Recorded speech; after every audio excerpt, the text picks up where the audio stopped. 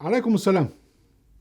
اهلا وسهلا بكم احبتي. هذه الحلقه رقم 597 وده الجزء الثاني من الحلقه رقم 596، ولا زلنا فيها مع الموضوع بتاع الولد يزيد بن ابي المهلب بن ابي صفره اللي هو استولى على جرجان وحكينا قصته. لكن احنا دلوقتي في الحلقه دي يعني نعمل شويه تحليل يعني. اول حاجه من خلال روايات يعني استعمال اسم الله جل وعلا في ارتكاب هذه الشنائع. يقول لك: وفي هذه السنة فتح يزيد جرجان الفتح الآخر بعد غدرهم بجنده ونقضهم العهد، ثم أن يزيد لما صالح أهل طبرستان قصر جرجان فأعطى الله عهدا لئن ظفر بهم ألا يقلع عنهم ولا يرفع عنهم السيف حتى يطحن بدمائهم ويختبز من ذلك الطحين ويأكل منه. وفي حتة تانية يقول لك: وعهد الله تعالى لئن ظفر بهم لا يرفع السيف حتى يطحن بدمائهم ويأكل من ذلك الطحين. يعني وعد الله جل وعلا على أن يفعل بهم هذا الاعتداء. طبعا هو يعني لا يعاهد الله سبحانه وتعالى، هو يعاهد الشيطان، لأن الشيطان هو الذي يأمر بالاعتداء. وفي حتى يقول لك: قال امضوا على بركة الله فإني سأجهد على مناهضتهم غدا عند صلاة الظهر. يعني يقول لك على بركة الله ويقول لك عند صلاة الظهر. يعني ده قتال وقتل ديني. طبعا دين ليس دين الإسلام ولكنه دين الشيطان. بيقول لك: فألقى الله الرعب في قلوبهم. يعني بيستغفر الله العظيم، يجعل ربنا بقى بيشتغل عنده، هو ربنا هو اللي ألقى الرعب في قلوب الناس دي. وبعدين بقى الخطاب اللي هو بعته يزيد بن المهلب إلى الخليفة بتاعه سليمان بن عبد الملك في رواية الطبري، يعني إنه حلله. يقول لك إيه: وكتب يزيد إلى سليمان: أما بعد فإن الله قد فتح لأمير المؤمنين فتحا عظيما. يعني هو ربنا اللي فتح وصنع للمسلمين احسن الصنع. يعني هم المسلمين وصنع ربنا صنع لهم احسن الصنع. احنا قلنا قبل كده ان هم ينسبون افعالهم الخبيثه الى رب العزه جل وعلا.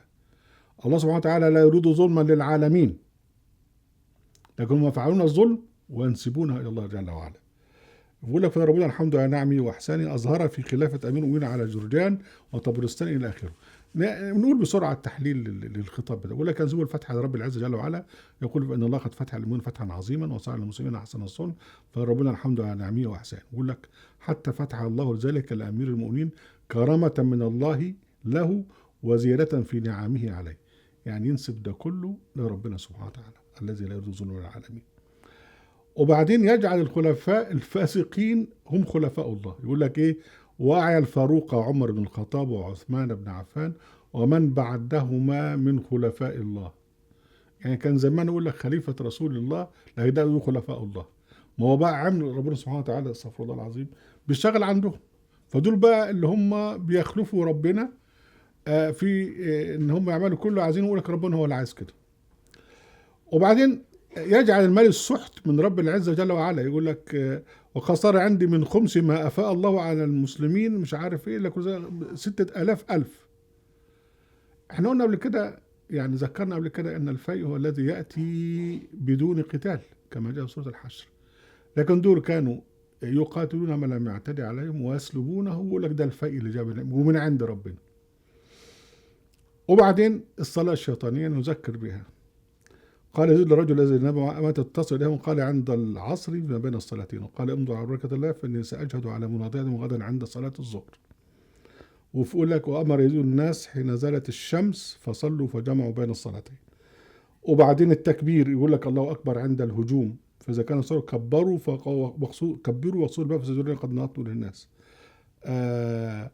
فلما دخل ابن زحر المدينة أمهل حتى كانت الساعة فكبر ففزع أهل الحصن. ويقول لك: وكان أصحاب يزيد لا يلقون أحدا إلا قتلوه ودهش الترك فبقوا لا يدرون أن يتوجهون وسمع يزيد التكبير فسار في الناس. سبحان الله. يجي واحد قاعد يقول لك: طب ونجيب الصلاة منين؟ يا أخي محجوب، الناس دي كانت بتصلي نفس الصلاة، نفس المواقيت، نفس الركعات، نفس ما يقال في الصلاة. لكن الموضوع أنهم كانوا يستخدمون هذه الصلاة في حرب الله جل وعلا، في الاعتداء والظلم والسب والنهب والسلب والاسترقاق. يعني كما ربنا سبحانه قال: الشيطان سوى لهم وأملى لهم.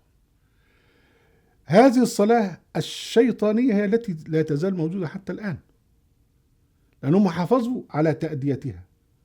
وفيما بعد هنتعرض بقى لوالي الصلاة، الحاكم، اللي هو وظيفته نمرة واحد ان هو يصلي بالناس، وهو أظلم الناس. فإحنا توارثنا هذه الصلاة بهيئاتها وركوعها وسجودها ومواقيتها وما يقال فيها من أيامها لغاية دلوقتي. فما تسألنيش عن الصلاة فين، الصلاة موجودة، لكن كيف تستغل هذه الصلاة؟ هل هي تستغل في تقوى الله جل وعلا، والله في عداء الله جل وعلا؟ هذه هي المشكلة. أهلا وسهلا بكم أحبتي في برنامجكم العظات القرآنية في قناة أهل القرآن وفي موقع أهل القرآن. لا تنسوا المشاركة بالشير واللايك، وعليكم السلام.